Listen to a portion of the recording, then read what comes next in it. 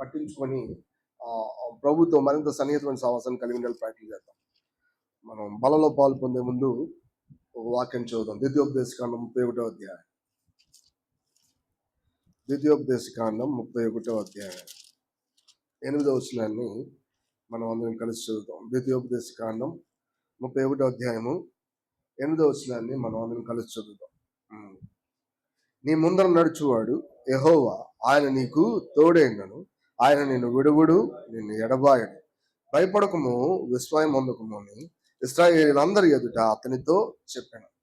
తిరిగి 31వ అధ్యాయంలోనే 5-6 వచనాలు చదువుతాం. అక్కడే 5-6 వచనాలు మనం కలిసి చదువుతాం. నేను మీకు ఆజ్ఞాపించిన దాని అంతటిని బట్టి మీరు వారికి చేయనట్లు యెహోవా నీ చేతికి వారిని అప్పగించు. నిబ్బరం కలిగి ధైర్యంగా నుండి భయపడుకుడి, వారిని చూసి దిగులు పడకుడి. నీతో కూడా వచ్చేవాడు నీ దేవుడైన యెహోవాయే, ఆయన నిన్ను విడువుడు, నిన్నెడబాయడు. చిన్న ప్రార్థన చేస్తాం.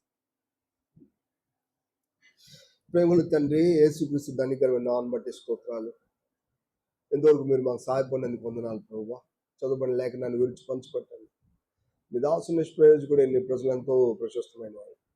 విలువైన ఈ సమయం మాలో ప్రతి ఒక్కరికి ఆస్వాదకరంగా ఉంచండి. చెంచమైన తలంపుల నుంచి అడిదిరిగి ఆలోచన విడిపించండి ప్రభువా. మాతో మాట్లాడండి ప్రభువా. మరి గ్రహించగలిగే హృదయం మాకు దయచేయండి. మేము ఎంతో చదువు రాని వాళ్ళం, కేవలం పామరులం ప్రభువా. ఎంతో విద్యావంతులైనప్పటికీ వారికి విడదీసి చెప్పేవాడు నీవే. ఓ దేవా, నీ ప్రజలైన వారి మీద నువ్వు చూపిన ప్రేమ ఈ భూమి మీద ఎవరి దగ్గర మాకు దొరకదు ప్రభువా. అట్లా నీ ప్రజలను ప్రేమించావు. అటువంటి ప్రేమతో మీరు అర్థమైనట్టు మాకు చెప్తాం. అందుకే స్తోత్రాలు.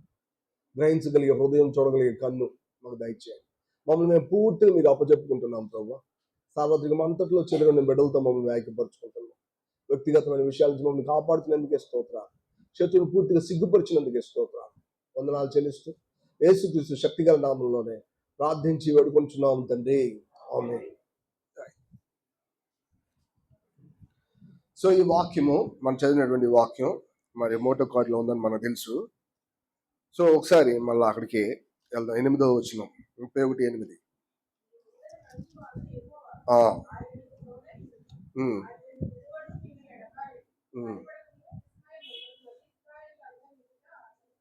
రైట్. నిజానికి ఈ వాక్యం ఎవరెవరితో చెప్తున్నారు అదే ఆ సందర్భం అవసరం. ఎవరెవరితో చెప్తున్నారంటే మోషే యెహోషుతో ఎవరి ముందు చెప్పాడంటే అందరి ముందు చెప్పాడు. యాక్చువల్గా యెహోషుతో వ్యక్తిగతంగా బయట లోపల ఒక రూమ్ లో మాట్లాడచ్చు. కానీ నిజానికి మోషే అట్లా మాట్లాడకుండా ఆయన ఎట్లా మాట్లాడాడంటే అందరి ముందు యెహోషుతో చెప్పాడు. నిజానికి యెహోషుతో చెప్పక ముందు మోషే అందరితో పాటు ఇంకొకటి చెప్పాడు. పైన వచనాలు అయ్యే మనం చదివింది చూడండి. మొదటి వచనం చదవండి ఒకసారి. 31 మొదటి వచనం.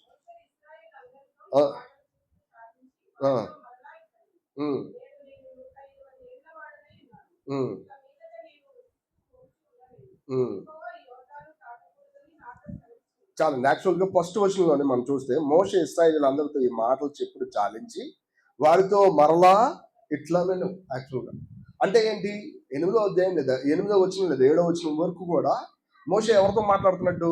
ఇశ్రాయేలీయులు అందరితో మాట్లాడుతున్నాడు. 7-8 వచనాలు మాత్రం ఇశ్రాయేలీయులు అందరి మధ్యలో ఎవరితో మాట్లాడుతున్నాడు? యెహోషుతో మాట్లాడుతున్నాడు.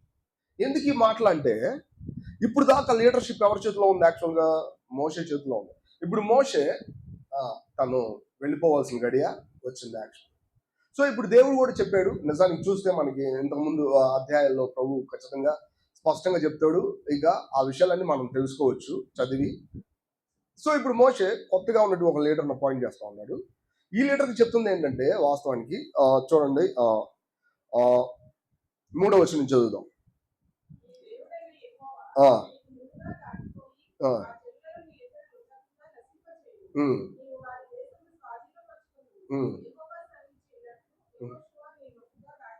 వాస్తవానికి ఈ వచనం ఇశ్రాయేలు అందరికీ చెప్తున్నాడు నువ్వు అని. సందర్భం అక్కడ ఆ విషయం ఉన్నప్పటికీ కూడా ఇశ్రాయేలు మొత్తాన్ని నువ్వు అని చెప్తున్నాడు యాక్చువల్గా. కానీ నీకంటే ముందు ఎవరు పోతారు? యెహోషువ పోతాడు. అది అక్కడ ఉన్న విషయం. సో సంగతి ఏంటంటే, మోషే ఎక్కడ దాకా నడిపించాడు ఇశ్రాయేలీయుల్ని ఐగుప్తు నుంచి బయట తీసుకొచ్చిన తర్వాత? యోర్దానికి సమీపంగా తీసుకొచ్చాడు. మనకి ఈ విషయాలు బాగా అర్థం అవ్వాలి. అర్థం చేసుకోలేకపోతే దేవుడికి లేఖనం సరిగా అర్థం చేసుకోండి. యోర్దాన్ దగ్గర దాకా వచ్చాడు. యోర్దాన్ యువతలు కూడా స్వాస్థ్యం కొంతమంది కొంతమందికి, కానీ ఆ గోత్రాలు కొన్ని ఉన్నాయి, అవన్నీ ఇప్పుడు మనం చెప్పలేము. కొంతమందికి ఎక్కడున్నాయి, చాలా మందికి ఎక్కడున్నాయి? యోర్దాన్ అవతల కనాన్లో ఉన్నాయి యాక్చువల్గా. గమనించండి, ఇప్పుడు యోర్దాను దాకా మోషే తీసుకొచ్చాడు. ఇప్పుడు మోషే లీడర్షిప్ మారుతా ఉంది. మారేటప్పుడు ఆయన చెప్పేది ఏంటంటే, ఇశ్రాయేల్కి కన్ఫర్మ్ చేస్తున్నాడు మోషే. ఏంటో తెలుసా? ఖచ్చితంగా దేవుడు చెప్పింది నీ జీవితంలో చేస్తాడు. యాక్చువల్గా నువ్వు మోషే, దేవుడు వాళ్ళని ఎట్లా చేస్తాడు, లేదంటే నీ దేశంలో ఉన్నటువంటి ఆల్రెడీ ఆక్యుపై చేసి ఆక్రమించినటువంటి ఆ ప్రజల్ని దేవుడు తన ప్రవచనాత్మకం ఏదైతే చెప్పాడో అదంతా నువ్వు వాళ్ళకి చేస్తావు. అంటే వాళ్ళని గెలుస్తావు, వాళ్ళని ఓడిస్తావు, వాళ్ళని పూర్తిగా సంహరిస్తావు, ఆ దేశాన్ని సంతరించుకుంటావు అని చెప్తున్నాడు స్పష్టంగా. చెప్పి ఏమన్నాడంటే, నువ్వు జడియబాకు, భయపడబాకు, నిబ్బరంగా ఉండు అని చెప్పాడు. ఇట్లా చెప్పి ఇశ్రాయేల్ మొత్తానికి మాత్రమే కాకుండా ఇశ్రాయేల్కి లీడర్తో కూడా సేమ్ అదే మాటలు చెప్తున్నాడు. ఏంటి ఇక్కడ ఉన్న విషయం? లీడర్ ఎక్కడికి నడిపిస్తారు వీళ్ళని? స్వాస్థ్యంలోకి నడిపిస్తాడు. ఇశ్రాయేల్ అందరూ ఎక్కడికి వెళ్ళాలా? స్వాస్థ్యంలోకి వెళ్ళాలి. ఇక్కడ సమస్య లేదంటే ఇక్కడ ఉన్నటువంటి ప్రభు యొక్క ఉద్దేశం అంతా ఒకటే. ఈ ప్రజలు ఐగుప్తుల నుంచి ఎక్కడికి వెళ్ళాలా? స్వాస్థ్యంలోకి వెళ్ళాలి, కనాన్లోకి వెళ్ళాలి. దాని గురించి ఏం రాయబడిందంటే, పాలు తేనెలు ప్రవహించే దేశంలోకి వెళ్ళాలి. నిజానికి పాలు తేనెలు అనే పదం ఈ చాప్టర్లో కనపడుతుంది. పాలు అంటే దేనికి గుర్తు తెలిసే? బలానికి గుర్తు. తేనెలు అంటే దేనికి గుర్తు తెలిసే? క్రైస్తవ జీవితంలో సంతోషానికి, ఆనందానికి గుర్తు. ఒక మాటలో ఒక మంచి ఎంజాయ్మెంట్కి గుర్తు. వాస్తవానికి పాలు తేనెలు, నిజానికి ఐగుప్తులో ఉన్నప్పుడు వీళ్ళకి పాలు తేనెలు అంటే ఏంటో తెలియదు. వాస్తవానికి ఆ చక్కటి ఫుడ్ అంటే ఏంటో వాళ్ళకి అసలు తెలియదు. కానీ వాస్తవానికి ఇక్కడికి వచ్చినప్పుడు ప్రభు వాళ్ళకి ఏర్పాటు చేసినటువంటి ఆ దేశంలో వీళ్ళు చక్కగా తినాలా, చక్కగా తాగాల, చక్కగా స్వాస్థ్యాన్ని ఆనందించాలి. ఇది దేవుడికి ఉద్దేశం. ఆ అరణ్యంలో 40 సంవత్సరాలు జీవించిన, అరణ్యంలో కూడా మాంసం తిన్నా, అరణ్యంలో కూడా మరి వాస్తవానికి బండలోంచి వచ్చిన నీళ్లు తాగినా ఇది వాళ్ళ స్వాస్థ్యమా? అవును. వాస్తవానికి వీళ్ళ స్వాస్థ్యం అంతా ఎక్కడుంది? కనాన్లో ఉంది. ఇది చాలా చాలా ఇంపార్టెంట్. క్రైస్తవ జీవితం కూడా అంతే. తిరిగి జన్మించిన తర్వాత కేవలం మన పాపాలు క్షమించబడినాయి, ఐగుప్తు నుంచి బయటకు వచ్చామంటే అయిపోలా. మనం ఏం చేయాలా? స్వాస్థ్యంలోకి ప్రవేశించాలా. స్వాస్థ్యం అంటే ఏంటి అర్థం? నీ సొంత ప్రాపర్టీ అని ఒక్క మాటలో చెప్పాలంటే, నా సొంత ప్రాపర్టీ. క్రీస్తులో నీ సొంత ప్రాపర్టీ ఏది అని నేను నిన్ను అడిగాను. ఇప్పుడు ఏం చెప్తారు? ప్రభు మాకు ఇచ్చినట్టు అక్కడ 2 బిల్డింగ్లు కొన్నామండి, లేదండి ఇక్కడ 2 ఎకరాల పొలాలు కొన్నారండి, ఇట్లా మాట్లాడామనుకోండి, ఖచ్చితంగా లేఖనం మనకు అర్థం కానంటే, దైవిక ప్రణాళిక అంటే ఏంటో తెలియనట్టే. ఆ మధ్యకాలంలో నేను ఒక సేవకుల మీటింగ్కి వెళ్తే ఆ సేవకుడు చెప్పాడు, దేవుడు నమ్ముకున్న ముందు నాకు ఏమి లేదండి చేతుల్లో, దేవుడు నమ్ముకున్నాక దేవుడు నన్ను ఎంతో ఆశీర్వదించాడు. ఆశీర్వాదం బట్టికి చాలా మందిని దేవుళ్ళు నడిపించడం నేను అనుకున్నా. తీరా చూస్తే లిస్టు చూస్తే ఫ్లాట్లు, బిల్డింగ్లే కనపడింది యాక్చువల్గా. గమనించండి. సో ఇప్పుడు ఒకవేళ దేవుడే కూడా ఇస్తాడు, కానీ అది చెప్పుకోవడానికి, మనం అంత గొప్పగా చెప్పుకోవడానికి ఏమాత్రం కూడా ఆత్మసంబంధ విషయాలు అవి కావు. దేవుడు ఇస్తాడు. అబ్రహాం దేవుడు ఆశీర్వదించలేదా? ఆశీర్వదించాడు. కానీ వాస్తవానికి అబ్రహాం ఆశీర్వాదం అంటే అదేం చెప్పకూడదు. ఏది? నేను మెటీరియల్గా నేను బ్లెస్ చేయబడ్డాను అది చెప్పకూడదు. గమనించండి, అబ్రహాం ఆశీర్వదించబడలేదా? ఆయనకి ఎంతో ఆస్తిపరుడు. ఒక మాటలో కనాల్లో ఉన్న రాజు అంటాడు, అయ్యా నువ్వు మా ముందు రాజులాగా బతికావయ్యా అని చెప్పి అబ్రహాంతో అనలేదా? అన్నాడు. యాక్చువల్గా ఆయన రాజులాగే ఆయనకు ఉన్నటువంటి ఆ కోడెలు, లేదంటే అక్కడ ఉన్నటువంటి ఆయన యొక్క పశు సంపద విస్తారంగా ఉంది. ఆయన కింద దాసులు ఎంతో మంది ఉన్నారు యాక్చువల్గా. కానీ అబ్రహాంని దేవుడు ఆశీర్వదించింది అది కాదు. అక్కడ 12వ అధ్యాయంలో ఉన్నటువంటి ఆశీర్వాదం ఏంటది? సకల జనులకి, విశ్వాసులకి నువ్వు తండ్రి అవుతావు, సకల జనులు నీ దగ్గర నుంచి బయలుదేరుతారు. నిన్ను ఆశీర్వదించు నేను ఆశీర్దిస్తాను, నిన్ను శపించు నేను శపిస్తాను. ఇది యాక్చువల్గా. సో ఇప్పుడు మన పాయింట్ అంతా ఒకటే. స్వాస్థ్యం అని చెప్పినప్పుడు ఆ స్వాస్థ్యం అంటే వ్యక్తిగతంగా క్రీస్తు యేసులో నాకున్న పొజిషన్. ఒక మాట ఇది నాకు అర్థం అవ్వాలి. ఈ ప్రజలందరూ ఐగుప్తు నుంచి బయటకు వచ్చినంత మాత్రాన కంప్లీట్ అవ్వాల. ఈ ప్రజలు 40 సంవత్సరాల అరణ్యంలో నడిచినంత మాత్రాన కంప్లీట్ కావాల. ఈ ప్రజలు యోర్దాను దాటి ఎక్కడికి వెళ్ళాలా? కనానులో ప్రవేశించాలి. అప్పుడు కంప్లీట్. మన లైఫ్ ఎప్పుడు కూడా ఇలాంటిదే. మన లోపల నిలిచి ఉన్న క్రీస్తు యేసుతో కలిసి జీవించడం అనేది ఏంటో సరిగా అర్థం కాకపోతే ఇప్పటికీ క్రైస్తవ జీవితం ఒడిదుడుకులతోనే ఉంది. ఇప్పటికీ అది కాసేపు కరెక్టా కాదా, అవునా కాదా, చెయ్యాలా వద్దా, ఇలాంటి కన్ఫ్యూజన్లోనే ఉంది. క్రైస్తవ జీవితం ఎప్పుడు కూడా కన్ఫ్యూజన్తో ఉండేది కాదు. క్రైస్తవ జీవితం ఎప్పుడు కూడా మరి ప్రభుత్వ సన్నిహిత సహవాసం లేకుండా మతాలకు సంబంధించిన విశ్వాసాన్ని ప్రోత్సహించేది కాదు. క్రైస్తవ జీవితం ఎలాంటిదంటే స్థిరమైన పునాది మీద కట్టబడేది. ఇది మనకు అర్థం అవ్వాలి. కానీ ఇది ఊరకనే దొరకట్లా. ఇది సహజంగానే దొరకట్లా. చాలా మంది ఐగుప్తు నుంచి బయటకు వచ్చారు, కానీ కణాల్లో ప్రవేశించింది ఎంతమంది? ఇద్దరు అని చెప్పి. అంటే అందులోంచి వచ్చిన వాళ్ళలో మిగిలిన వాళ్ళు ఎవరు తెలుసా? ఇద్దరు మాత్రమే. మిగతా వాళ్ళందరూ ఏమయ్యారు? అరణ్యంలో రాలిపోయారు. బైబిల్ ఇలా రాసింది, వయసు వచ్చింది చచ్చిపోయారు అని రాయాలి లెక్క ప్రకారం, కానీ అట్లా రాయలా. నిజమే, అక్కడి నుంచి వచ్చిన వాళ్ళు చాలా మంది వయసు వచ్చారు, చనిపోయారు. ఆ లెక్క కొద్ది మోసే కూడా ఎక్కడ ఉన్నాడు? చనిపోయాడు. యాక్చువల్గా గమనించండి. విషయం ఏంటంటే సంగతి అట్లా రాయలా. బైబిల్ ఎట్లా రాస్తుందంటే మరి అరణ్యంలో వాళ్ళు రాలిపోయారు. దాని అర్థం అంటే దేన్ని చూడలేదు వాళ్ళు? స్వాస్థ్యాన్ని చూడలే. కానీ మోషే చూశాడు పిస్కా కొండ మీద నుంచి. దాని గురించి ఇబ్బంది. మోషని ఎక్సెప్ట్ చేయాల్సి, మనం ఎక్స్పెక్ట్ అంటే అతను పక్కన పెట్టాలా ఒక మాటలో. సంగతి ఏంటంటే స్వాస్థ్యాన్ని చూడకుండా ఉండడం అనేది క్రైస్తవ జీవితంలో ఎడతెగని నష్టం. మనకు అర్థం అవ్వాలి. లేకపోతే మనం ఎట్లుంటాం తెలుసా? అటు ఇటు కాకుండా ఉంటాం. వెంటనే ఎవరు మన మీద దాడి చేస్తారో తెలుసా? సాతాను దాడి చేస్తాం. మేము యవనస్తుల కూడిలో పాట పాడాం. ఇంకా నేను ఫరోకి దాసుడిని కాదు, ఇంకా నేను సియోనికి కన్యుణ్ణి కాదు. అంటే అర్థం ఏంటి? ఫరోకు దాసుడు కాదు, ఐగుప్తు నుంచి బయటకు వచ్చావు కరెక్టే, కానీ ఇంకా నువ్వు సియోనికి దాసుడివి, కన్యుడు. అంటే సియోన్తో ఎవరితో ఎంగేజ్ చేయబడకపోతే ఎవరు నీ మీద అధికారం జలాయిస్తారు? అరణ్యం జలాయించింది, లేకపోతే అరణ్యంలో ప్రవర్తించే ఆ సంగతులన్నీ నీ మీద జలాయించి నువ్వు వెంటనే క్రీస్తుకు దాసుడు అయిపోవాలా. నువ్వు వెంటనే క్రీస్తుతో ఎంగేజ్ అయిపోవాలా. వెంటనే ఆయన స్వాస్థ్యంలో ఉన్న సంగతులతో నువ్వు బిజీగా ఉండాలి. నీ జీవితంలో ఏం కోరుతున్నాడో అది నీకు అర్థం అవ్వాలి. సమస్య ఎక్కడ వచ్చిందంటే చాలా మంది క్రైస్తవులు క్రీస్తుని అలా చూడలేదు. ఎలా చూస్తున్నారంటే కేవలం ఐగుప్తు నుంచి బయటకు వస్తే చాలు. అటు తర్వాత ఏ సంగతులైనా సరే మనకి అవతలు ఉన్నాయి, వాటిని మనం అర్థం చేసుకోలేము. ఎట్లాగా దేవుడి దగ్గర నుంచి బయటకు వచ్చేసాం కదా. గమనించండి, అట్లా లేకపోతే క్రైస్తవ జీవితంలో రుచి లేదు. అక్కడ రాస్తుంది, నేను చాలాసార్లు మాట, గుడ్డులోని తెలుపులో రుచి ఉందా అని చెప్పి యోబు గ్రంథంలో ఆయన చెప్పాడు. గుడ్డులోని తెలుపులో రుచి ఉంటుందా? ఈ మధ్యలో లోపల పక్కన పడేసి తాగుతున్నారు అనుకోండి, వేరే సంగతి.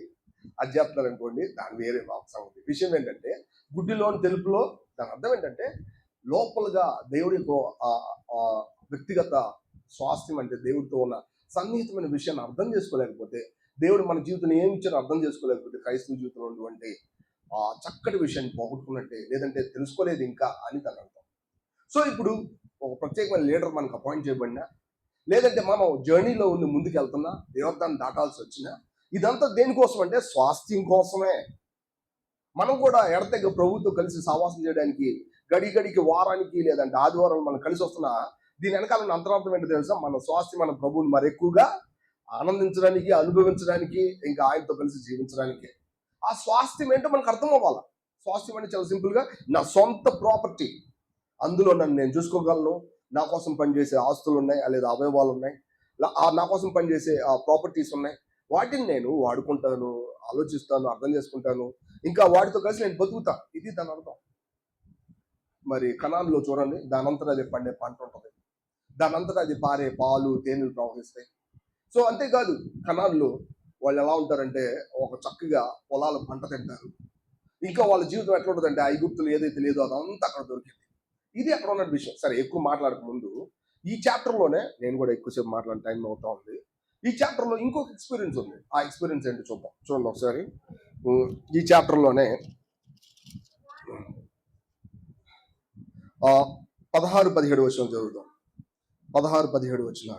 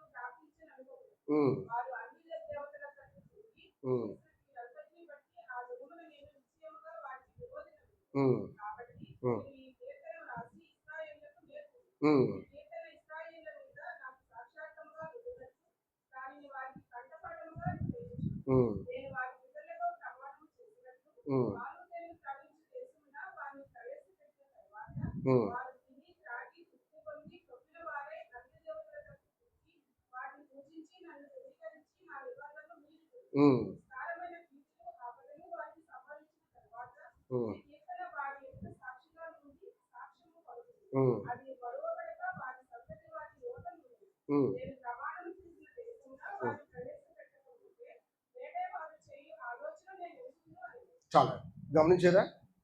నిజానికి చాప్టర్ మొదల్లో దేవుడి స్వాస్థ్యం గురించి, కణాల గురించి మాట్లాడినప్పుడు నిశ్చయంగా నువ్వు స్వాస్థ్యంలోకి వెళ్తావు. అక్కడ చాలా బలవంతులైన ప్రజలు ఉంటారు. వాళ్ళు చూడగానే మనం వాళ్ళతో పోరాటం చేయలేమని చెప్పి భయం కూడా కలిగిద్ది, దిగులు పడిద్ది, దిగులు వచ్చిద్ది. కానీ మీరు దిగులు పడాల్సిన అవసరం లేదు, ఇంకా భయపడాల్సిన అవసరం లేదు, జడియాల్సిన అవసరం లేదు. మీరు వెళ్ళొచ్చు. ఎందుకంటే మీ దేవుడు అని యెహోవా మీ ముందర నడుస్తాడు, మీతో కలిసి ఉంటాడు. ఖచ్చితంగా మీరు వాళ్ళు చేస్తారు. కానీ సమస్య కణాల్లోకి వెళ్తారా లేదనేది కాదు. ఇక్కడ యాక్చువల్గా ఇంకోటి వచ్చింది. ఏంటో తెలుసా? ఇంకోటి ఏంటంటే, వెంటనే మోషే ఇంకా చనిపోలేదు. కానీ మోషేకి దేవుడు ఇచ్చిన ప్రాఫెసీ ఏంటో తెలుసా? కొన్ని రోజుల తర్వాత మళ్ళీ వీళ్ళు ఏం చేస్తారంటే, పాలు తేనెలు ప్రవహించే దేశంలో ప్రవేశపెట్టబడిన తర్వాత వాళ్ళు కొన్ని రోజులకి అందులో ఉన్న విషయాలన్నీ తిని తాగి తుట్టుకొని ఏమవుతారంట, కొవ్విన వారే అన్యుల దేవతల తట్టు వైపు తిరుగుతారు. అప్పుడు నేను వారికి ఏమవుతాను?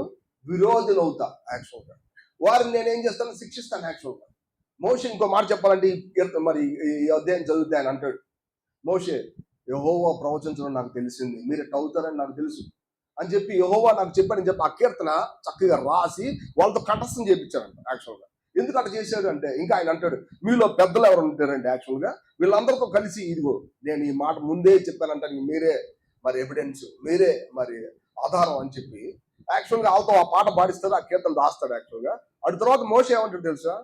ఆయన చెప్పింది నిజమే, ఈయన సొంత మాటలు మాట్లాడతారు. ఏంటి తెలుసా? నేను బతుకుండగానే మీరు యెహోవా మీద అటు తిరుగుబాటు చేశారో నాకు తెలుసు, నేను చూడలేదా యాక్చువల్గా అని చెప్పాడు. యాక్చువల్గా ఈ మాట చెప్పేటప్పుడు చాలా బాధగానే ఉంది. ఎందుకో తెలుసా? ప్రయాసపడి అద్భుతాలు చేసి ఐగుప్తుల నుంచి బయట తీసుకొచ్చిన ప్రజలు వీళ్ళేగా. వాస్తవానికి ఎర్ర సముద్రాన్ని బాయిల్ చేసి ఫరో సైన్యాన్ని మొత్తాన్ని ఎర్ర సముద్రం ముంచి వెళ్ళలో ఒక్కడు కూడా ఎర్ర సముద్రం మునిగిపోకుండా బయట తీసుకొచ్చిన దేవుడు నువ్వేగా. యాక్చువల్గా అరణ్యంలో 40 సంవత్సరాలు నడిపించినప్పుడు వీళ్ళు వస్త్రాలు చినిగిపోలేదు, కాళ్ళు కందిపోలేదు. వీళ్ళు ఏ రోజు ఉపవాసం ఉన్నట్టు పస్తున్నట్టు లేదు. వీళ్ళకి మాంసం ఇచ్చావు, బండలోంచి నీళ్ళు వచ్చాయి. ఒక్క మాటలో ఇలా వాళ్ళు తాగారు, తిన్నారు, మన్నా తిన్నారు.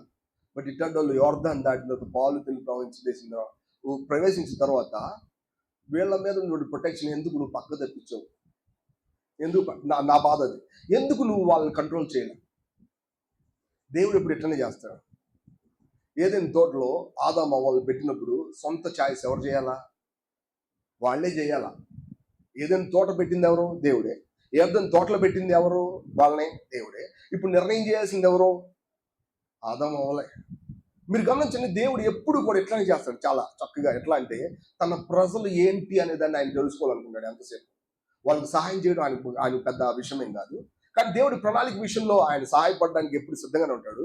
కానీ వాళ్ళు ఏంటి వాళ్ళకి అర్థం అవ్వాలి. యాక్చువల్గా వాళ్ళు ఎందుకు ఇట్లా ప్రవర్తిస్తారు వాళ్ళకి అర్థం అవ్వాలి. ముందుగానే ప్రాఫెసీ ఉంది. ఎందుకో తెలుసా?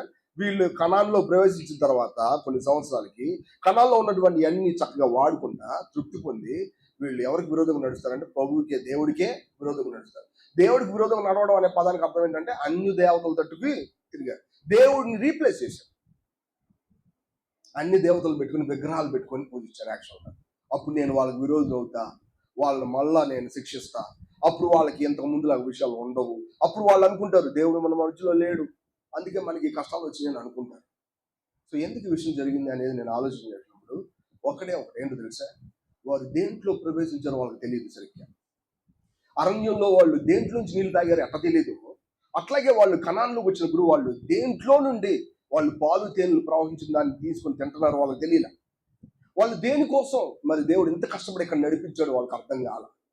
దేన్ని అంటి పెట్టుకుని ఉండాలో తెలియదు, దేనికోసం ఫైట్ చేయాలో తెలియదు, దేనికోసం ఇతరుల మధ్యలో ప్రత్యేకంగా జీవించాలో వాళ్ళకి తెలియదు.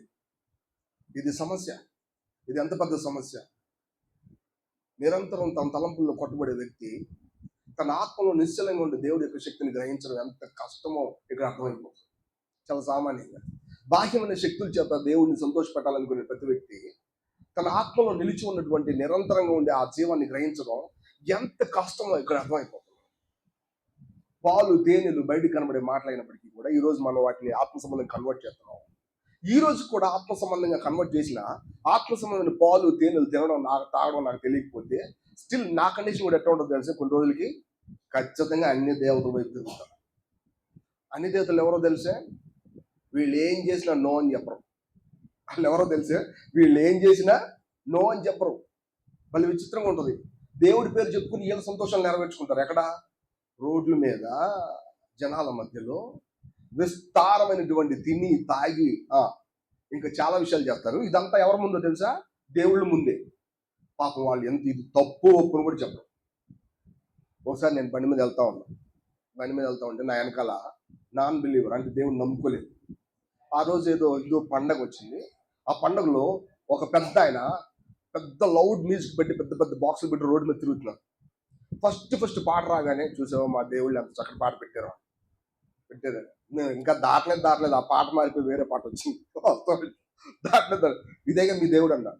ఇల్లు ఎట్టంటి పెట్టారు అంటే ఇదేగా మీ దేవుడు పాట అంటారు. అంటే దేవుడు ఎక్కడ ఉన్నాడు? అతని పేరు రవి, నా స్నేహితుడి పేరు రవి. దేవుడు ఎక్కడున్నారు రవి అంటే అదో అక్కడ ఉన్నాడుగా, వెళ్తున్నాడు కానీ. దేవుడు ముందే అన్ని పనులు చేస్తున్నాడంటే మీకే తెలుసా దేవుడు కాదన్నా, లేకపోతే దేవుడు మీతో పాటు కలిసి డాన్స్ చేస్తాడన్నా? వాస్తవానికి అని నేను అడిగా. యాక్చువల్ అంటే చాలా సర్వసాధారణంగా మాట్లాడతాను కాబట్టి చాలా సంవత్సరాల క్రితం జరిగిన విషయం. గమనించండి, అన్ని దేవతలు ఎప్పుడు కూడా నువ్వు చేసిన తప్పని చెప్పాలి. ఈవెన్ యేసు పేరు పెట్టుకొని కూడా అన్ని దేవతలు చేసినట్టే ఆ దేవుడి మందిరాల్లో స్వయానికి బతికే చర్చెస్ దేర్ ఆర్ మెనీ యాక్చువల్గా. అట్లాంటివి చాలా చర్చెస్లో ఇది తప్పు అని చెప్పబడదు, ఆత్మ సంబంధంగా ఇది రాంగ్ అని చెప్పబడదు, ఎటువంటి వ్యతిరేకత ఉండదు. కాబట్టి అందరూ ఎక్కడ కలిసి ఉంటారు? యాక్చువల్గా కలిసి ఉంటారు. వీళ్ళు ఏది కోరుకుంటున్నారు అది కాదు దేవుడు ఏది కోరుకుంటున్నాడో అది మనం అర్థం చేసుకోవాల్సిన విషయం. దేవుడు ఏది కోరుకుంటున్నాడో అది మనకి తెలియదు కాబట్టి ఏది చెప్పినా తీసుకుంటామా? అట్లా కాదు. నీ స్వాస్థ్యం గురించి నీకే తెలుసు. నీ ఆత్మ ఆదరణ చెప్పుద్ది. తిరిగి జన్మించిన విశ్వాసకి ప్రభుని తాకగానే ఇది నా ప్రభు అని ఈజీ కనిపెట్టాలి. ఈ కన్ఫర్మేషన్ మనకు అవసరం. నీ స్వాస్థ్యాన్ని నువ్వు గుర్తెరగలేకపోతే తెలియకుండానే మనం తప్పుదోవలు నడిపించబడతాం. తెలియకుండానే భౌతికమైన సంగతులతో ఎలా ఇశ్రాయేలు తప్పుదోవలు పెట్టారో, ఆత్మ సంబంధమైన మాటలు మాత్రమే మాట్లాడకుండా ఆత్మ సంబంధ విలువలను గ్రహించకుండా మనం చాలా దూరం వెళ్ళిపోయి ఎట్లా ఉంటాం తెలుసా? విగ్రహాలు పెట్టుకుంటాం. మన ఇంట్లో విగ్రహాలు లేకపోవచ్చు కానీ మందిరాల్లో పొజిషన్లో లేకపోతే ఆస్తుపాస్తులు వీటిని అన్ని ఆడబెట్టుకుంటాం, విగ్రహాలు పెట్టుకుంటాం. చాలా బాధ కలిగించే విషయాలు ఏంటంటే, చాలా చక్కటి మందిరం ఉంటుంది, అదే సమయంలో ప్రతి స్తంభం ఒక్కొక్కరికి రాయబడి ఉంటుంది. ఎట్టగా తెలిసే ఈ స్తంభం వెళ్ళి ఇక్కడ కూర్చుంటారు, వాళ్ళు వెళ్ళి ఆ స్తంభం అక్కడ కూర్చుంటారు. ఇంకా కొన్ని వేరే డినామినేషన్లో అయితే ఖచ్చితంగా ఫ్యాన్ల మీద కూడా రాస్తారు, పలానా వాళ్ళు ఫ్యాన్లు ఇచ్చారు, పలానా వాళ్ళు స్తంభాలు ఇట్లా పేరు రాస్తారు. అవన్నీ సర్వసాధారణం. గమనించండి, ఇంకా బోర్డు మీద ఉంటుంది పలానా వాళ్ళు ఇచ్చారు ఇట్లా చేసినప్పుడు అర్థం ఏంటో తెలిసే? క్రీస్తు వాళ్ళ స్వాస్థ్యం అన్న సంగతి అర్థం కాల. ఇక్కడ అసలైన సమస్య ఏంటంటే క్రీస్తు ఎట్లుంటాడో అర్థం కాల. ఇది సమస్య. ఆయన మీకు విమోచకుడిగా తెలుసు, బట్ కానీ ఆయన మీకు స్వాస్థ్యంగా తెలియాలంటే ఇది సంథింగ్ మిస్టరీ. కనాన్ అంటే ఏంటో నీకు అర్థం అవ్వాలి. సమిష్టిగా ఉండే విషయం ఏంటనేది నీకు అర్థం అవ్వాలి. లేకపోతే ఏమవుతుందో తెలుసా? చాలా సర్వసామాన్యంగా కనాన్లో ప్రవేశించిన ప్రజలే గ్రాడ్యువల్గా తప్పిపోయినట్టు కూడా కనపడదు. వాళ్ళు ఎంతో లోతుగా వెళ్ళి నష్టాన్ని అనుభవించినప్పుడు అర్థం చేసుకుంటారు ఏంటంటే దేవుడు మనల్ని వదిలేసాడు. అప్పుడు కానీ అర్థం చేసుకోలేదు. మన అర్థం జీవితంలో నీతిని విడిచిపెట్టినప్పుడే ప్రభుత్వం మనం ఎంతో దూరంగా ఉన్నామనే సంగతి అర్థం చేసుకోక, పెద్ద నష్టం వచ్చినప్పుడు మాత్రమే మనం ప్రభుకు దూరంగా ఉన్నామని అర్థం చేసుకుంటే ఇది ఎంత డిలే అయినట్టు మనకు అర్థం అవ్వాలి. ఎటువంటి సందేహం లేదు. అందుకే ప్రభు ఏమన్నట్టు తెలిసే? ఆ పదం చదువుతాం చూడండి. 8వ వచనం చదువు. 8వ వచనం.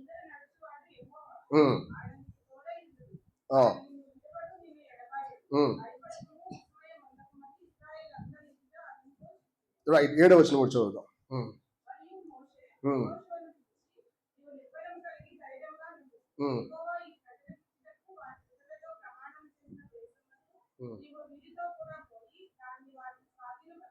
రైట్, మరియు మోషే యెహోవాను పిలిచి నువ్వు నిబ్బరం కలిగి ధైర్యంగా ఉండుము. నిబ్బరం అనే పదానికి అర్థం ఏంటి? నిబ్బరం అంటే చాలా స్పష్టంగా తిన్నగా ఉన్నటువంటి దేవుడి ప్రణాళిక ఏంటో నువ్వు తెలుసుకో, దానికి నువ్వు అప్పు చెప్పుకో, అది దాని అర్థం. దేవుడు అంటే ఏంటో సరిగ్గా తెలియకపోతే నువ్వు దేనికి అప్పు చెప్పుకుంటావు? పద్ధతికి అప్పు చెప్పుకుంటావు. దేవుడు అంటే ఏంటో నీకు తెలియకపోతే దేనికి అప్పు చెప్పుకుంటావు? భౌతికమైన విషయాలకు మాత్రం అప్పు చెప్పుకుంటాం. దేవుడు అంటే ఏంటో సరిగా అర్థం కాకపోతే మనము ఒక పద్ధతికి, ఒక క్రమానికి, ఒక సంగతికి, ఒక ఆజ్ఞకి, ఒక ఉపదేశానికి అప్పు చెప్పుకుంటాం. అది ఖచ్చితంగా పొరపాటు అవుద్ది. దాన్ని నిబ్బరం అనే పదంతో పోల్చలేదు. నిబ్బరం అనే పదానికి అర్థం ఏంటంటే ఈ చాప్టర్లో రాయబడి ఉంటుంది, దేవుడి యొక్క వాక్యాన్ని ఎడతెగ్గా పఠించడం వల్ల, అందరికి తెలియజేయడం వల్ల, దాన్ని బోధించడం వల్ల కలిగినటువంటి ఆ చక్కటి ఆ యొక్క ఫలితాన్ని లేదా ఆ చక్కటి అక్కడ ఉన్నటువంటి దేవుడి యొక్క ప్రణాళికను అర్థం చేసుకోవడం అనేది అది నిబ్బరంగా ఉండగలిగి నీ మనసు దేన్నైతే గమనించిందో దానికి నేను అప్పచెప్పుకోవడం, అది దాని అర్థం. నువ్వు కేవలం ప్రభువుకు అప్పచెప్పుకోవడం మాత్రమే కాదు, ప్రభు అంటే ఏంటో సరిగ్గా ఎరగడం కూడా నిబ్బరం కలిగి ఉండడం అనే దాంట్లో ఉంది. స్వాస్థ్యం అంటే ఏంటో నీకు అర్థం అవ్వాలా. సమిష్టిగా ఉన్నటువంటి దేవుడి యొక్క ప్రణాళిక అంటే ఏంటో న్యూ టెస్టమెంట్లో నీకు అర్థం అవ్వాలా. లేకపోతే నువ్వేమవుతావు తెలుసా? నువ్వు కలిసే ఉంటావు బట్ కానీ కలిసిలేవు. నువ్వు కలిసే ఉంటావు బట్ కానీ తెలియకుండా నీ కళ్ళ ముందు చాలా విగ్రహాలు ఉన్నాయి. కోకోలలో క్రైస్తవులు ఎట్లా మన జీవితంలో అర్థం చేసుకోవాలా. మన హృదయాన్ని నిబ్బరంగా పెట్టుకోవాలి. ఏంటంటే దేని నిమిత్తం అయితే దేవుడు నన్ను పిలిచాడు అది నాకు అర్థమైందంటే నా హృదయాన్ని నిశ్చయం చేసుకుంటా. ఇదే యాక్చువల్గా చాలా మంది అంటారు ఎఫెసీయులకు రాసిన పత్రిక యెహోషువ 2 దాదాపుగా ఒకేలా ఉంటాయండి ఆత్మ సంబంధమైన ఆ విషయాల్లో అని చెప్పి చిన్నప్పటి నుంచి ఎప్పటి నుంచో చెప్తూ ఉంటారు. ఆ మాట ఎలా అలా ఉంటాయి అది అర్థం చేసుకోవడం ముఖ్యం. యెహోషువ యుద్ధాలు చేసి స్వాస్థ్యాన్ని సంపాదిస్తూ ఉంటాడు. ఎఫెసీ పత్రిక కూడా సంఘం ఏం చేసింది తెలిసే? శత్రువుతో పోరాడి తన స్థానాన్ని సంపాదించుకుంటా ఉంది తిరిగి. ఎఫెసీ పత్రికలో సింగిల్గా ఏ మనుషుడికి చోట్లేదు. ఎఫెసీ పత్రికలో ఏ ఒక్క వ్యక్తితో ఈ స్వాస్థ్యానికి సంబంధించిన వ్యక్తిగా ప్రదర్శించబడడం. ఎఫెసీ పత్రికలో ఒక్క వ్యక్తి ఉంటాడు, ఆయన వన్ న్యూ మ్యాన్, అది ప్రభు అయిన యేసుక్రీస్తు. మిగతా వాళ్ళందరూ ఎవరో తెలుసా? సమిష్టిగా ఉన్న వ్యక్తులు. వీళ్ళందరూ ఆయనలో కలిసి ఉంటారు, ఆయన్ని తింటారు, ఆయన్ని తాగుతూ ఉంటారు, ఆయన ప్రేమని రుచిస్తూ ఉంటారు. ఇది వాళ్ళ స్వాస్థ్యం. ఇది వాళ్ళకి అర్థం అవ్వాలా. ఇది వాళ్ళకి అర్థం కాకపోతే చాలా సర్వసామాన్యంగా అక్కడ రాసిపడింది, వాళ్ళు తిని తాగి తృప్తి పొంది, ఆ పదం తర్వాత చాలా గొప్పగా ఉంది. అదేంటంటే కొవ్విన వారే అన్ని దేవతల వైపు తిరుగుతారు, తిని తాగి తృప్తి పొంది. నిజానికి తిన్న ప్రతిసారి ఎవరిని తిన్నారో వాళ్ళకి తెలిస్తే అక్కడ చేస్తారా? తాగిన ప్రతిసారి ఎవరిని తాగారు అక్కడ చేస్తారు తెలిస్తే అక్కడ చేయలేదు. గమనించండి, వాళ్ళు తెలియలా. సమస్య అది. కొనసాగుతున్నాయి సంగతులు, నడిచిపోతున్నాయి సంగతులు, ఇట్లా అనుకుంటున్నారు యాక్చువల్గా. సరే, చాలా సింపుల్గా చెప్పబడే మాట ఏంటంటే, మనం కనుక మన మధ్యలో జరుగుబడుతున్నటువంటి సత్యాలను కూర్చున్నటువంటి ప్రత్యేకమైనటువంటి అండర్స్టాండింగ్ మనకు లేకపోతే సర్వసామాన్యంగా మనం దేవుడి యొక్క ప్రణాళిక గురించి పక్కన ఉంటాం. లేకపోగా ఎట్లా ఉంటాం తెలుసా? కొన్ని రోజులకి ఎంతో పెద్ద నష్టం కలిగిన తర్వాత అప్పుడు మనం అర్థం చేసుకునేది ఏంటంటే, నేను ఏమైనా తప్పు చేస్తుంటానేమో. తప్పు చేయడం ఏంటి? ఎన్నో సంవత్సరాలు నువ్వు తప్పులో నడుస్తున్నావు. యాక్చువల్గా అది నీకు అర్థం అవ్వట్లా. సౌలు దేవుడు ప్రజల మీద అధికారిగా ఉండడానికి ఎవరి చేత నిర్ణయించబడ్డాడు? ఎవరు నిర్ణయించారు సౌలుని? దేవుడే నిర్ణయించాడు. దేవుడు నిర్ణయించిన తర్వాత సౌలు చెప్తుంది బైబిల్ 2 సంవత్సరాలు శుభ్రంగా పరిపాలించాడంట, అంతే. ఆ తర్వాత 38 సంవత్సరాలు శుభ్రంగా పరిపాలించాడా? కేవలం 2 సంవత్సరాలు చక్కగా పరిపాలించాడు. 38 సంవత్సరాల వరకు ప్రభు ఎందుకు ఊరుకున్నాడు? అతడికి అవకాశం అదంతా. అతడు తన యొక్క పనిలో, తన యొక్క పాపంలో, తన పొరపాటులో పరిపూర్ణమయ్యే వరకు, అతడు తప్పులో ఉన్నాడని తెలుసుకునే వరకు అది కొనసాగుతూనే ఉంటుంది. చివరికి సమయం లేకపోయేసరికి ఫిలిష్తీయులు దండెత్తబడికి ఇప్పుడు సౌలుకు భయం వేసింది. ఇప్పుడు సౌలుకు భయం వేసి యెహోవాతో విచారణ చేయడానికి ఒక ప్రవక్త నా విషయంలో దొరుకుతాడో లేదు చూడండి. ఎవరు లేరయ్య అంటే అప్పుడు ఏం చేశాడు? ఇతను కర్ణపిశాచం అమ్మ దగ్గరికి వెళ్ళాడు. ఇది ఎంత దారుణం! ఇదే ఇశ్రాయేలు పరిస్థితి యాక్చువల్గా. ఇతను ఎప్పుడో తప్పిపోయాడు, బట్ స్టిల్ నేను తప్పిపోలేదని అనుకుంటున్నాడు. ఏ విషయంలో తప్పిపోయాడు? దేవుడి మీద సమిష్టిగా ఉన్న దేవుడికి ప్రణాళిక అంటే తెలుసుకోవడం, ఆ విషయం తప్పాడు. తిరిగి తన ప్రణాళికలు కొనసాగడానికి తను అప్పచెప్పుకోకపోవడం, ఈ 2 విషయాలు చూడండి. ఒకసారి నేను చిన్న వాక్యం చూసి మనం ముగించేద్దాం. ఎఫెసీ పత్రిక 3వ అధ్యాయం. ఎఫెసీ పత్రిక 3వ అధ్యాయం 16-17 వచనాలు చూడండి.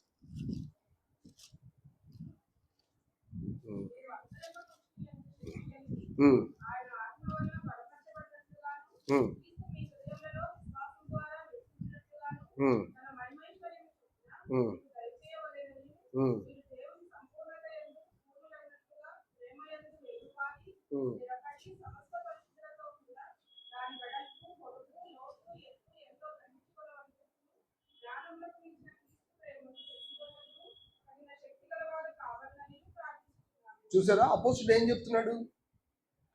అంటే మీ అంతరంగ పురుషుల్లో బలంగా. ఎఫెసీలు ఏమనుకున్నారంటే, దేవుని నమ్ముకున్నాం అని పౌలు గారు మీరు చెప్పిన మాట మాకు బాగా అర్థమైంది, మేము నమ్ముకున్నాం, సరిపోలేదు.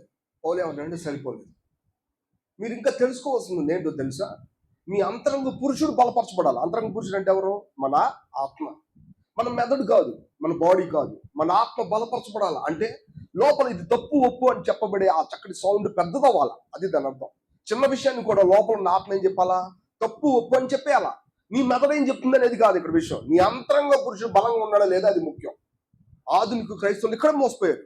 తమ ఆత్మ లోపల ఏం చెప్పట్లేదు, బట్ మెదడుకు మాత్రం చాలా ఇన్ఫర్మేషన్ ఉంది, ఇది చెప్తుంది అనుకుంటున్నారు.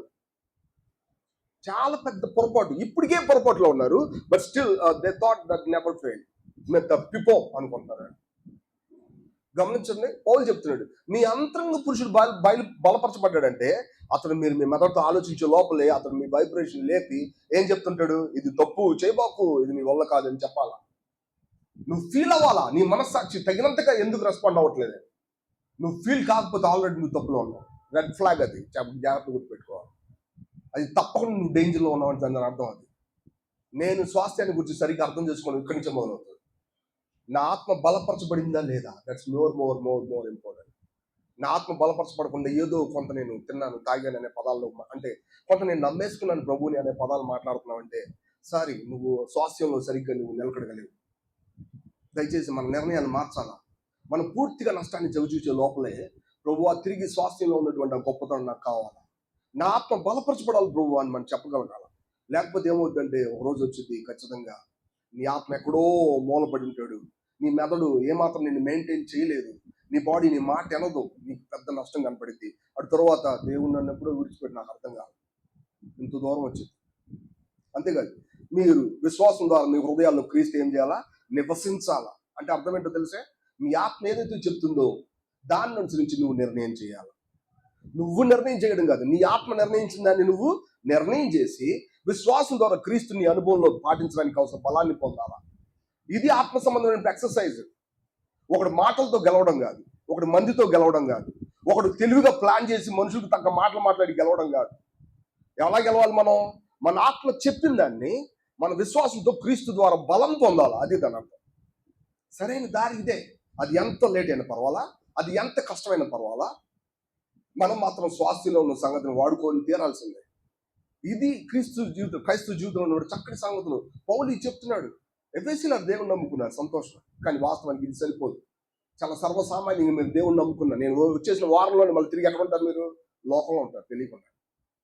కాబట్టి గుర్తుపెట్టుకోవాలా, మీ అంతరంగ పురుషుడు బలపరచబడాలా. మీరు విశ్వాసం ద్వారా క్రీస్తుని మీ హృదయాల్లో నివసించేటట్టుగా, అంటే దాని అర్థం ఎల్లప్పుడూ ఆయన అధికారం కింద ఉండగలిగేలా మీరు విశ్వాసాన్ని ఉపయోగించాలా. అటు తర్వాత కింద చక్కటి మాట రాయబడింది, మీరు దేవుని సంపూర్ణత యందు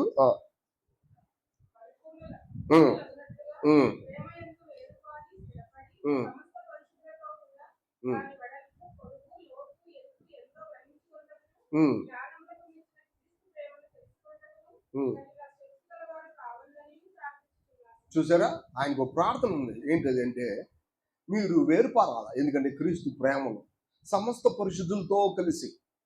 ఈ పదం చూసారా, ఆయన స్వాస్థ్యం అంటేనే సమిష్టిగా ఉండే వ్యక్తిత్వం. ఆ సమిష్టిగా ఉన్నటువంటి దేవుడి ప్రజల మధ్యలో దేవుడి ప్రేమను మీరు అర్థం చేసుకోవాలి. అది ఎలా ఉంటుందో తెలుసా, ఒకరోజు మనకు వ్యతిరేకంగా ఉంటుంది, ఇంకొక రోజు మనతో కలిసినట్టు ఉంటుంది, ఇంకొక రోజు మనం చక్కబెట్టిద్ది, ఇంకొక రోజు మనల్ని ఎంకరేజ్ చేసింది, ఇంకొక రోజు మనం చూసి చూడనట్టుంది, ఇంకొక రోజు మొదటి స్థానం ఇచ్చింది. ఇట్లా తెలియకుండా ఎక్కడ జరుగుద్ది? చర్చిలో జరుగుతూ ఉంటాయి. ఇదంతా చర్చిలో జరిగేది. ఎవరు చేసేది? చర్చిలో దేవుడే చేస్తా ఉంటాడు. సమస్త పరిశుద్ధుల్లో మధ్యలో ఉన్న ప్రేమ ఎలాంటిది, అదేంటో తెలుసా? నిన్ను పట్టించుకున్నప్పుడు నువ్వు ఎట్లా ఫీల్ అవుతావు? క్రీస్తు నిన్ను వదిలేసాడు అనుకుంటున్నావా? అప్పుడు నేను వదిలేనా? నిన్ను పట్టించుకున్నప్పుడు నువ్వు ఎట్లా ఫీల్ అవుతావు? ఇప్పుడు మాత్రం క్రీస్తు నీతో ఉన్నాడు అనుకుంటున్నావా? నిన్ను పట్టించుకున్నప్పుడు కూడా క్రీస్తు ఎట్లా ఉన్నాడు? నీతోనే ఉన్నాడు. నీకు ఇది అర్థం అవ్వాలా. ఎక్కడ అర్థం అవుద్ది? ఇది చర్చిలో అర్థం అవుద్ది. ప్రేమ యందు వేరు పారడం అంటే దాని అర్థం, ఒకవేళ సీజన్ వచ్చింది, నీళ్లు సరిగ్గా పళ్ళ పైనుంచి, ఆయన చెట్టు చచ్చిపోద్దా? చచ్చిపోలే. ఎందుకని? కింద ఏమైంది? వేరు పారింది, చాలా దూరం వెళ్ళింది దాని వేర్లు. అది ఇక త్వరగా ఆ చెట్టు చచ్చిపోదు. మీరు అట్లా ఉన్నప్పుడు నాకు సంతోషం, ఎందుకంటే అప్పుడు మీరు స్టాండ్ అయినట్టు. విశ్వాస జీవితంలో పరిశుద్ధులతో కలిసి తమ లోపల పరిశుద్ధాత్మ యొక్క కదలికలను అర్థం చేసుకునేవాడు ధన్యుడు. చర్చిలో అందరితో కలిసి తమ జీవితాన్ని మాడిఫై చేసుకోవడానికి వాళ్ళతో కలిసి మింగిల్ అవుతున్న వాళ్ళు ధన్యులు. ఒక మాటలో ఎందుకో తెలిసే, వాళ్ళు బుద్ధిగల కన్నికలు వాళ్ళు తమ వ్యక్తిత్వాన్ని చక్కబెట్టుకుంటా తమ రాజు కొరకు ఎదురు చూస్తూ ఉంటారు. లేకపోతే ఏమవుతుందో తెలిసే, ఒకరోజు సంతోషం, ఒకరోజు ఆశీర్వాదం, కొన్ని రోజులకి ఎట్ట మారిపోతుందో తెలుసా? అది మన ఫెయిల్యూర్గా మారిపోతుంది. ఈరోజు నీకు ఆశీర్వాదం ఉందా, ఫెయిల్యూర్ ఉందా, ఈ రెండు పక్కన పెట్టు. నువ్వు ప్రభుత్వం ఉన్నావు లేదా అనేది మాత్రం చూడు. ఒక మాట, నీ ఆత్మ బలపరచబడిందా, నీ మెదడు మాత్రమే బలపరచబడుతుందా? ఇది సూటిగా మనం అడుక్కోవాల్సిన ప్రశ్న. మన ఆత్మ బలపరచబడకపోతే మన దేవుడి ముందు మన విలువ మన ఆత్మలో ఎంత ఉందో అదే మరి ఎంచబడింది యాక్చువల్. ఒకడు తన సీనియారిటీ చెప్పుకోవడానికి ఇక్కడ ఏం లేదు. ఒకడు తనకున్న సిన్సియారిటీ కూడా చెప్పుకోవడానికి ఏమీ లేదు. ఒకడు తన ఆత్మ ఎంత బలంగా ఉందని చెప్పుకోవడానికి మాత్రమే. ఒకడు తన ఆత్మ బాగుందని చెప్పినంత మాత్రం అయిపోలే. అతను ఎంత చక్కగా తన ఆత్మను బయలుపరచాలంటే క్రీస్తు తమ హృదయంలో నివసించినట్లు అతడు ఎల్లప్పుడూ విశ్వాసాన్ని ఉపయోగిస్తూ ఉండాలి. అప్పుడు తెలియకుండానే లోపల ఉన్న క్రీస్తు బయటకు వచ్చి ప్రూవ్ చేస్తాడు, అతనితో నేను ఉన్నానే. మీరు గమనించండి, క్రీస్తు అంటే మనందరికీ ప్రేమ. క్రీస్తు అంటే మనందరికీ కూడా ఒక మాటలో చెప్పాలంటే అభిమానం. అంటే ఈ మాట నేను ఇలా మాట్లాడితే వేరుగా అభిమానం అంటే ఒక మాటలో ఆయన అంటే మనకు ఫస్ట్ ప్లేస్. ఆయన ఏంటో తెలియకపోయినా కానీ ఆయన పర్టికులర్గా తెలుసుకోకపోతే ఇవన్నీ కూడా పక్కకి వెళ్ళిపోతాయి. సమస్త జ్ఞానానికి మించిన క్రీస్తు ప్రేమ మనలో, క్రీస్తు సమాధానం మన మధ్యలో. గమనించండి ఒకసారి 19వ వచనం. జ్ఞానమునికి మించిన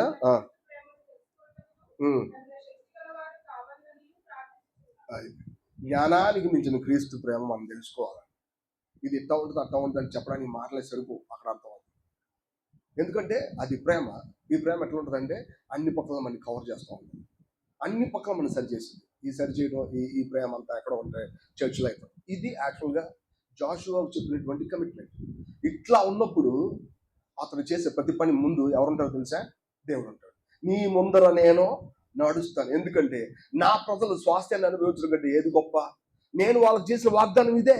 ఒక్క మాటలో పాలు తేళ్లు ప్రవహించే దేశంలోకి నేను తీసుకెళ్తానన్న మాటకు అర్థం ఇదే. ఇంకొక మాటలో ఇయే మాటలు ఇశ్రాయేల్ మొత్తానికి చెప్పారు. దాని అర్థం ఏంటో తెలుసా? ఇశ్రాయేల్ ప్రతి ఒక్కళ్ళు కూడా వాళ్ళు పొందాల్సింది ఇదే. ఎవరైనా మనలో స్వాస్థ్యం పొందామని అనుకుంటున్నామా? ఎవరైతే మనం దేవుడి గురించి సంగతి మాకు కొంచెం తెలిసిందని అనుకుంటున్నామా, మనం ఎవరి కోసం పనిచేయాలా? దీనికోసం పనిచేయాలి. అప్పుడు వాళ్ళకి చెప్పబడుతుంది ఖచ్చితంగా, నిబ్బరంగా నీ హృదయాన్ని పెట్టుకో, భయపడవాకు, జడేబాకు, నీ ముందర నడుచువాడు నీ దేవుడైనా యెహోవా. నీ ముందర నడుచువాడు నీ దేవుడైన యెహోవా. నీ శత్రువులకు చెప్పినట్టే నేను చేస్తా. నువ్వు వాళ్ళని చూసి భయపడాల్సిన అవసరం. వాళ్ళు ఎంత పెద్దోళ్ళు, ఎంత తెలివైన వాళ్ళు, ఏం భయపడాల్సిన అవసరం లేదు. నువ్వు స్వాస్థ్యం కోసం పని చేస్తావా? దేవుడి ప్రజలు స్వాస్థ్యాన్ని అనుభవించేలా చేయడానికి అవసరం ఏర్పాట్లు చేస్తావా? ఎవరు దాన్ని దాటేలాగా నిబంధన మనసాన్ని ఎత్తి పట్టుకోవడానికి నువ్వు సిద్ధంగా ఉంటావా? అయితే నీ ముందర నడిచేది ఎవరంటే నీ దేవుడైనా యెహోవా. నువ్వు భయపడాల్సిన అవసరం లే. ఎంత పెద్ద వాగ్దానం! చాలా సర్వసామాన్యంగా ఉంది వర్తమానం, పెద్ద కష్టమేం కాదు. మన జీవితంలో ప్రతి ఒక్కరు స్వాస్థ్యాన్ని అనుభవించేలాగా, ఆ నిబంధన మనసాన్ని పట్టుకునేలాగా స్వాస్థ్యమైన బిడ్డలంగా మనం సిద్ధం చేసుకోవాలి.